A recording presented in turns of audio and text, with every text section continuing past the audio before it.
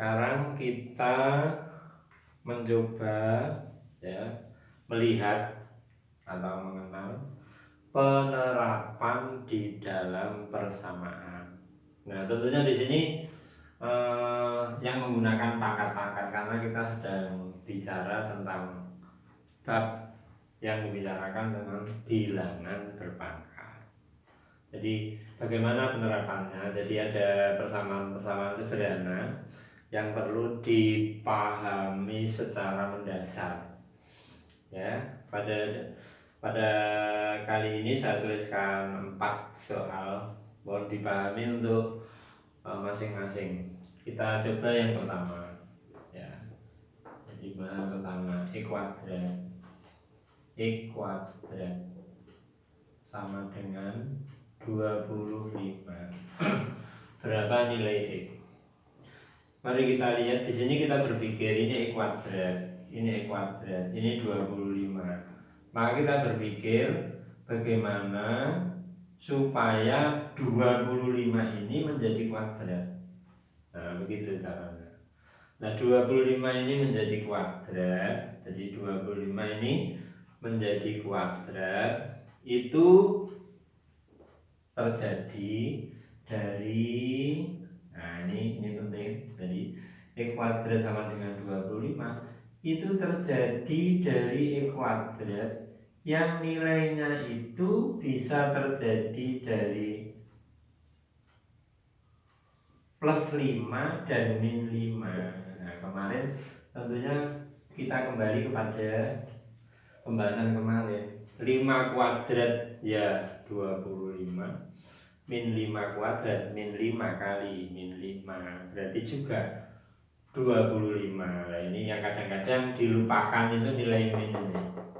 Jadi 5-nya 25 paham, 5 kuadrat 25 tapi lupa. Maka di sini penting. Nah, di sini kita bisa melihat jadi E kuadrat itu plus 5 dan min 5. Maka dari itu, dari sini kita tahu hasilnya yaitu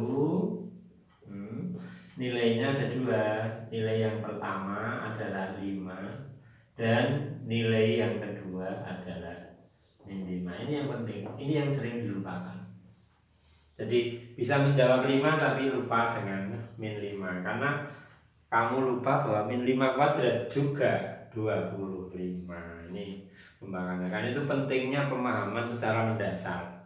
Jadi kalau kamu tidak secara mendasar, jawabnya ya 5.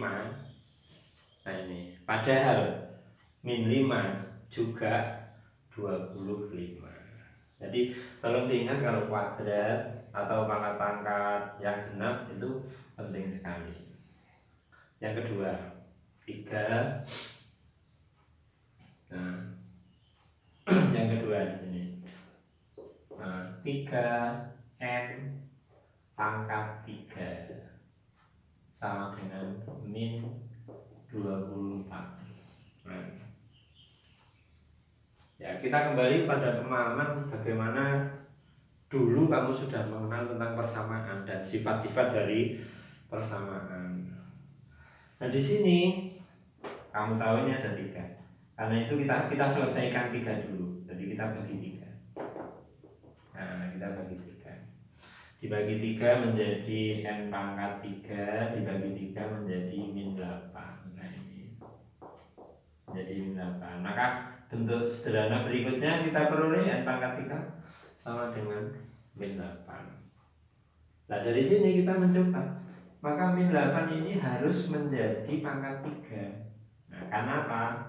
Kita berhadapan dengan n pangkat 3. Maka dari n pangkat 3 ini adalah min 2 pangkat 3. Kita ingat kemarin min 2 pangkat 3 itu min 2, min 2, min 2. Berarti min 8. Nah, kalau sudah begini, maka selanjutnya kita tahu bahwa nilai n, nah itu sama dengan min 2. Ada plus nggak ada? Karena di sini tidak ada. Kalau 2 pangkat 3 8. Kalau min 2 berarti min 8. Karena itu, nah ini penerjemahan yang kembali kepada pemahaman materi yang terdahulu. Ini penting. Karena itu kemarin saya beri min 2 dikurung, min 2 tidak dikurung. Itu penerapannya dalam bentuk-bentuk seperti ini. Jadi dari sini min 8 dijadikan pangkat 3 menjadi min 2 pangkat 3. Sehingga N ini hanya min 2. Nah ini penting. Nah kemudian yang keempat. Yang ketiga. M min 1 pangkat 3 sama dengan 6 min 64. Berapa nilai M? Jadi prinsipnya sama, hanya apa? Di sini ada tambahan. Ini dalam kurung di depan ada lebih dari 1 suku. Ini kadang-kadang juga yang nggak paham terbebani. Jadi terbebani dari bentuk ini. Kita kembali memahami secara mendasar aja. Jadi tidak usah bingung-bingung. Yang penting pemahamannya benar. Bagaimana? Ya kita jadikan ini pangkat 3, ini jadikan pangkat 3. Itu penting. Makanya di sini jadi pangkat 3 tetap. Nah ini begini. Nah ini menjadi pangkat 3. Kalau ini jadi pangkat 3 berarti ini min 4 pangkat 3. So ini min 4, min 4, min 4, min 64 lah ini. Nah kalau sudah sama, nah maka jawabnya di sini. Nah ini bukan M tapi M min 1, nilainya sama dengan min 4. Jadi di sini ketemunya M min 1 dulu. Jadi M min 1 sama dengan min 4. Nah selanjutnya seperti biasanya kamu di kelas 7, di kelas 8 dipahamkan tentang persamaan linier. Berarti nilai M sama dengan min 4, ini menjadi plus 1. Berarti nilai M sama dengan min 3. Nah ini jawabannya. Jadi kembalinya kepada pemahaman. Jadi tetap ini min 1, min 1. Nah dari sini ketemunya min 1. Yang ditanyakan M berarti min 1-nya dipindah ke sana. Seperti aturan yang sudah ada. Jadi kita tetap aturannya sama, tidak ada aturan berbeda. Kemudian yang keempat. Yang keempat 2 P plus 3 kuadrat 32. Berapa nilai P? Sama. Jadi kita pahami di sini double, ada koefisien. Bentuk ini lebih dari 1 suku. Tadi kita angkat saja seperti nomor 2, ini ada 3. Karena itu di sini pertama kali langkah kita adalah membagi 2. Kita bagi 2, ini menjadi P plus 3 pangkat 2. Nah ini menjadi 32 dibagi 2 berarti 16.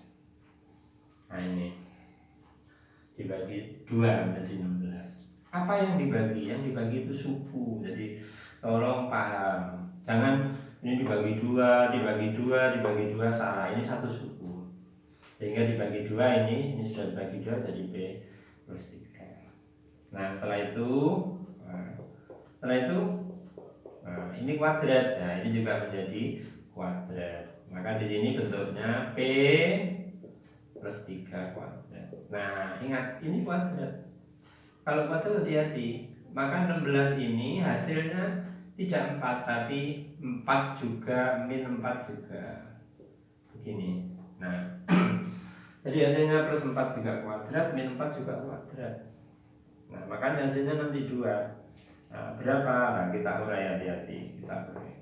Maka di sini nilainya P plus 3 itu nilainya 4. Lalu P plus 3 nilainya juga min 4. Nah ini pentingnya di situ. Jadi harus paham. Jadi nilainya seperti itu. Karena ini apa? Kuadrat. Jadi nilainya plus bisa, min bisa. Benar, makanya 2. Yang sering lupa itu ini yang min ini, yang min. Nah kalau sudah seperti ini sama persamaan linier, berarti di sini P-nya ketemu 4 dikurangi 3, P-nya ketemu 1, 4 dikurangi 3 1. Kemudian di sini P-nya nilainya min 4 min 3, berarti P-nya ketemu min 7. Nah ini, jadi kembali, jadi untuk kuadrat atau pangkat-pangkat genap yang lain, maka dia akan memperoleh bilangan pokok yang dua, yaitu bisa positif bisa negatif. Karena bilangan negatif kalau dipangkatkan genap dia menjadi positif. Nah ini tolong dipahami,